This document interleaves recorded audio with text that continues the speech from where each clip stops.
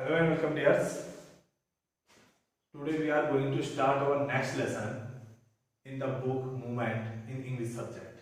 And the title of the next lesson is Ishwaran the Storyteller. And this lesson is written by an important and very famous South Indian writer R.K. Lakshman. So in this lesson we have mainly two characters.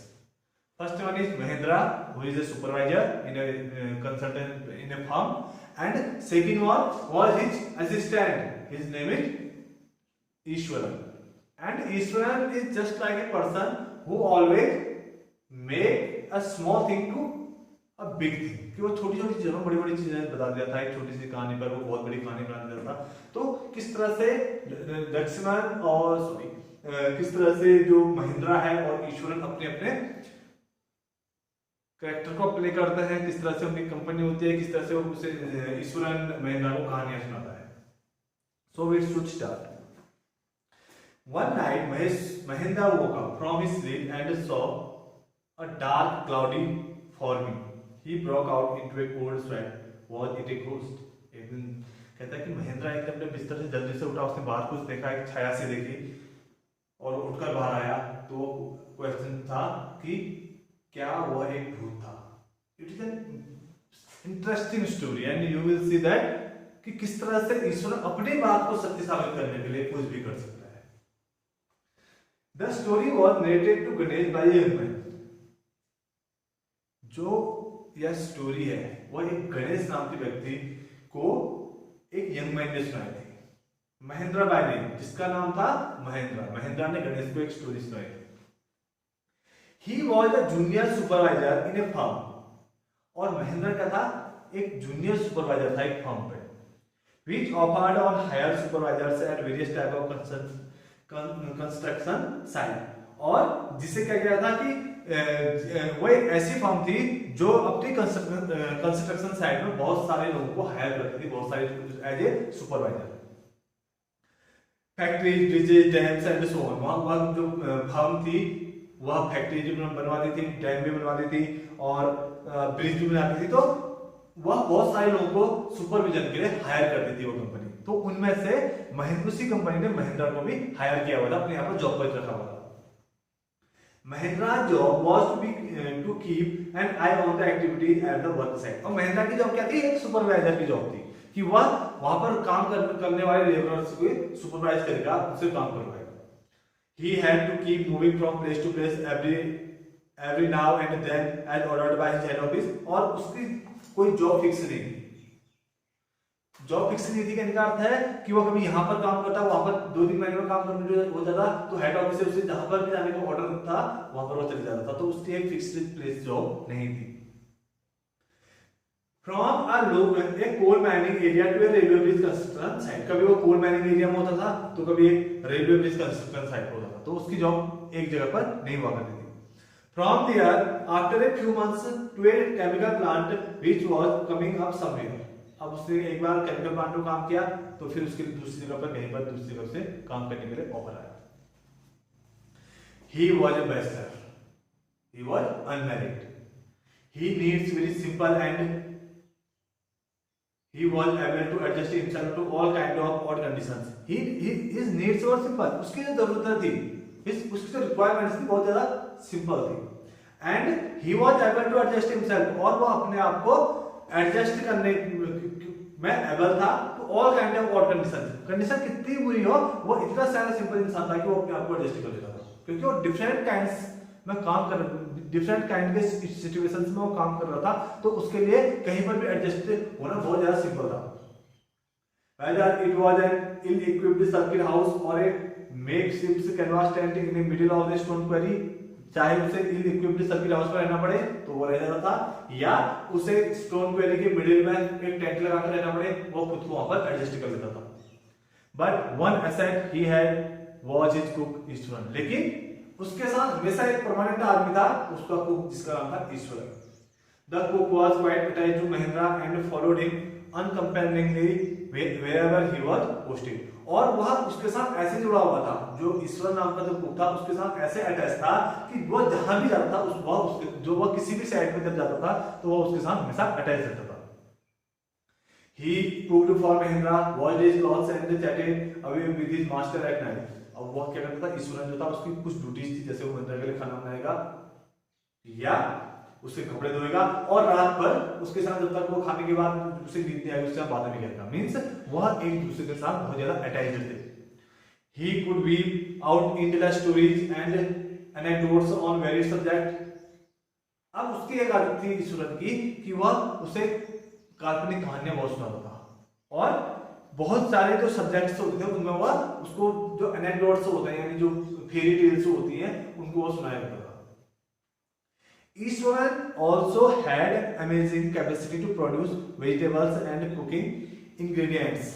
अब ईश्वरन के पास एक और बहुत जबरदस्त क्या थी, capacity थी कि वह प्रोड्यूस वेजिटेबल को प्रोड्यूस भी कर लेता था कहीं पर जाकर, and cooking ingredients seemingly out of nowhere in the middle of a desolate landscape with no shops visible for miles around। और कहीं पर भी उसे अगर किसी साइट में, कंस्ट्रक्शन साइट में बहुत दूर तक अगर शॉप्स नहीं होती थी तो उसके पास एक टैलेंट और था, वो कुछ भी करके अच्छा अच्छा जो खाना था, फूड आइटम्स थे या इंग्रेडिएंट्स थे, वो बना करके महिंद्रा को खिलाता था।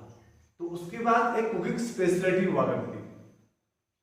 He would miraculously conjure up the most delicious dishes made with fresh vegetables within an hour of arriving at the Jing seat center at the new workplace। अब उसके पास कौन कौन से टैलेंट थे?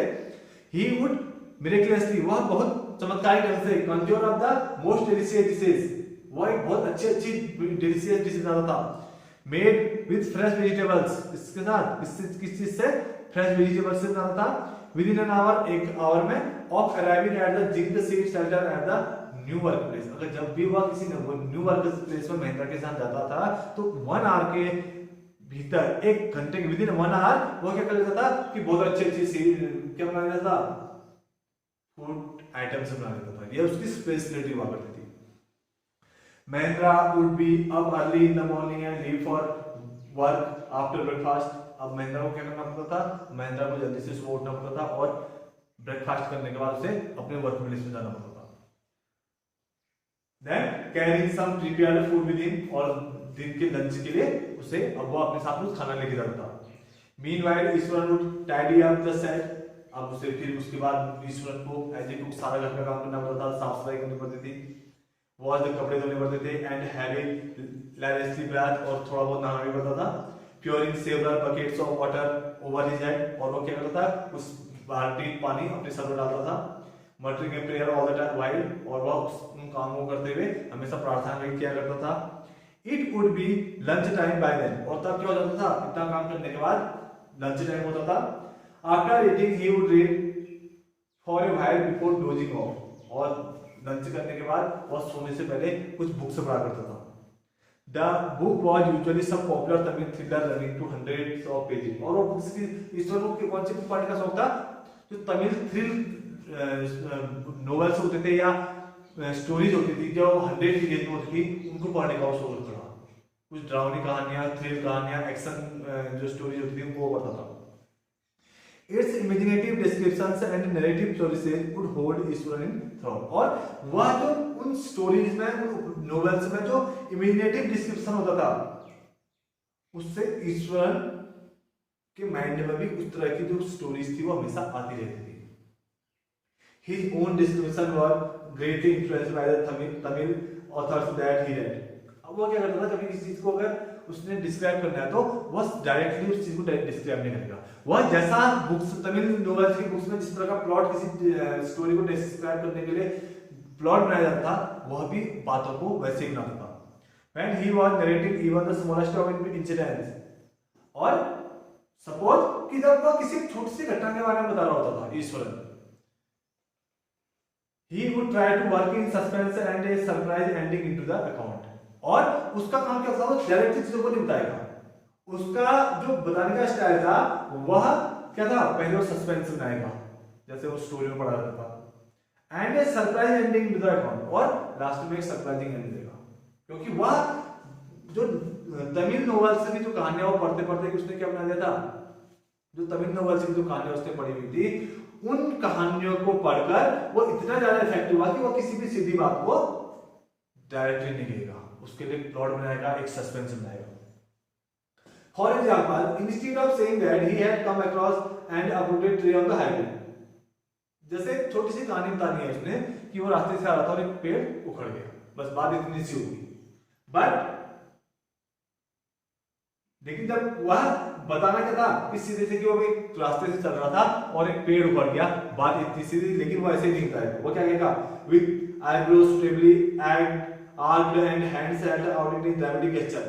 अब जब उसे इतना ही बताना है कि वो रोड से चल रहा था और एक पेड़ नीचे जड़ से उखड़ गया, तो वो क्या करेगा, उस बात को बताने के लिए पहले वो अपनी आईब्रोज को सिकोड़ेगा, फिर हाथों से ड्रामेटिक गेस्चर बनाएगा और कहेगा, द रोड वाज डेजर्टेड, ये रोड सुनसान थी, and I was all alone, मैं अकेला था।